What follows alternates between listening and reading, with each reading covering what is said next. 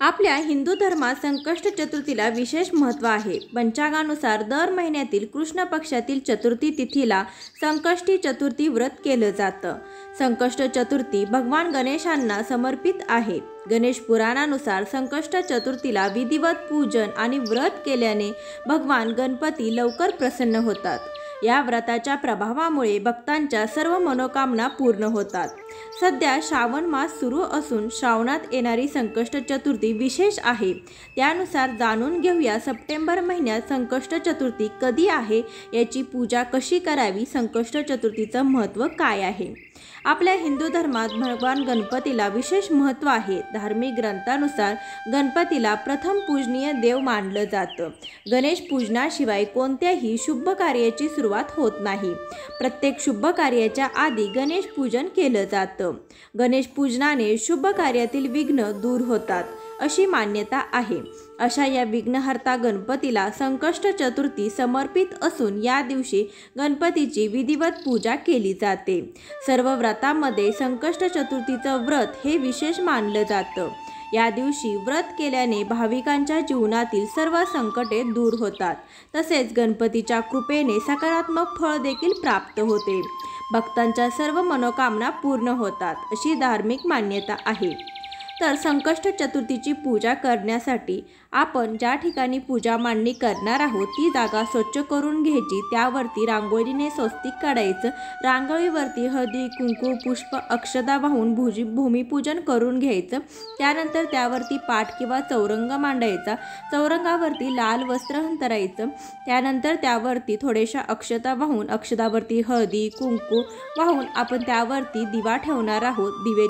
आपण केलेली पूजा ही देवापर्यंत पोहोचवण्याचं काम दिव्याचं असतं। त्यासाठी आपण सर्वात आधी दीप प्रज्वलन करून घ्यायचं आहे। सप्टेंबर महिन्यातील संकष्ट चतुर्थी रविवार 3 सप्टेंबर 2023 रोजी आहे। पंचांगानुसार चतुर्थी तिथी 2 सप्टेंबर 2023 रोजी रात्री 8:49 प्रारंभ होईल, तर दुसऱ्या दिवशी 3 सप्टेंबर 2023 रोजी संध्याकाळी 6:24 समाप्त होईल। उदय तिथीनुसार संकष्ट चतुर्थीचं व्रत 3 सप्टेंबर रोजी केलं जाईल। या दिवशी बुद्धी आणि ज्ञानाचे दैवत गणपतीची पूजा केल्याने सर्व अडथळे दूर होतात। गणेश पूजनाची वेळ सकाळी 7:35 पासून ते सकाळी 10:45 राहील, तर सायंकाळी 6:41 पासून ते रात्री 9:31 ही शुभ वेळ आहे पूजा करण्याची। तर मान्यतेनुसार रात्री चंद्राला अर्घ्य दिल्यानंतर हे व्रत सोडण्याची प्रथा आहे। त्यानुसार या दिवशी चंद्रोदयाची वेळ रात्री 8:57 आहे। तर संकष्ट चतुर्थीच्या दिवशी सकाळी लवकर उठून प्रथम श्री गणेशांचे ध्यान करून नमस्कार करावा। त्यानंतर घर स्वच्छ करावे।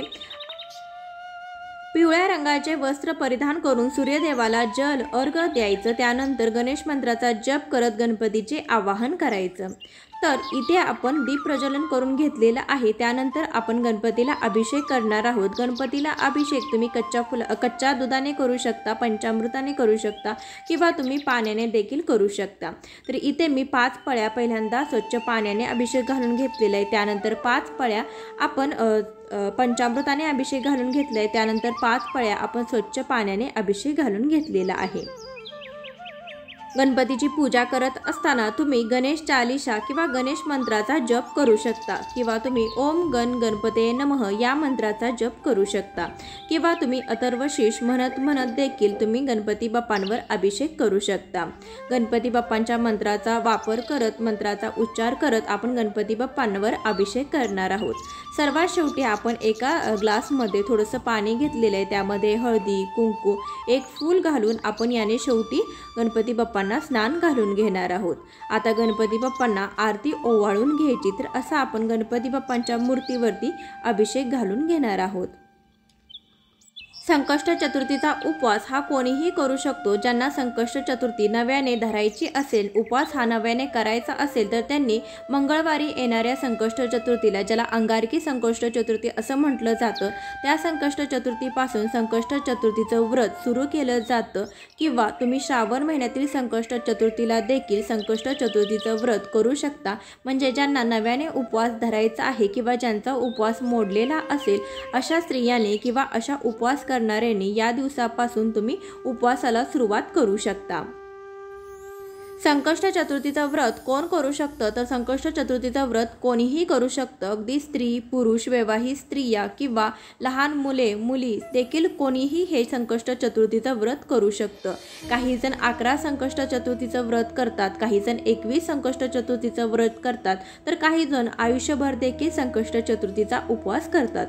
संकष्ट चतुर्थीचं व्रत केल्याने व्यक्तीच्या जीवनातील सर्व प्रकारची दुःखे आणि संकटे लवकरात लवकर दूर होतात अशी धार्मिक श्रद्धा आहे।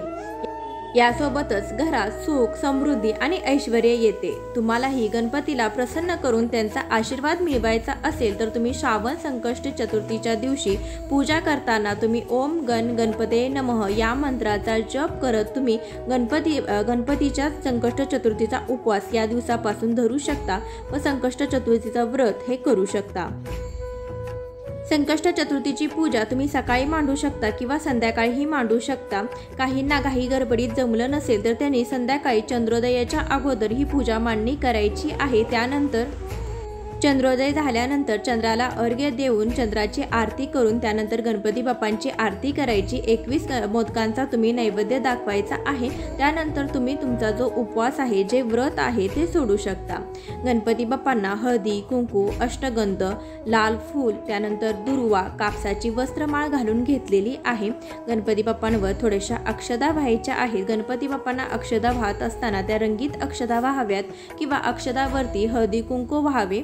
त्यानंतर गणपती बाप्पांची आरती करून घ्यायची। तुम्ही फळांचा नैवेद्य दाखवू शकता, गुळ खोबऱ्याचा दाखवू शकता किंवा तुम्ही गुळाच्या गोळ्या करून त्याचा देखील तुम्ही नैवेद्य दाखवू शकता किंवा तुम्ही गणपती बाप्पांना मोदकांचा नैवेद्य दाखवू शकता। संकष्टीच्या दिवशी गणपतीची विशेष रूपाने पूजा केल्यास नकारात्मक प्रभाव दूर होतात। गणपती घरातील सर्व समस्या दूर करतो असं म्हटलं जातं, ज्यामुळे जो व्यक्ती आजच्या दिवशी व्रत ठेवतो आणि पूर्ण आस्थेसह पूजा करतो त्याला गणपती बाप्पा लवकर प्रसन्न होऊन त्यांच्या सर्व मनोकामना पूर्ण होतात। तर हे व्रत हे सूर्योदयापासून सुरू होतं आणि चंद्रदर्शनानंतर पूर्ण होतं।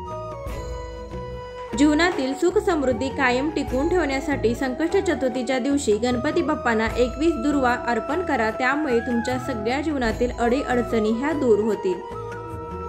संकष्ट चतुर्थीच्या दिवशी गणपती बाप्पांना आवडीच्या अशा दुर्वा, त्यानंतर जास्वंदीचं फूल, त्यानंतर मोदकांचा प्रसाद हे गणपती बाप्पांना खूप प्रिय आहे। त्यासाठी आपण गणपती बाप्पांच्या पूजेमध्ये या वस्तूंचा वापर करायचा आहे।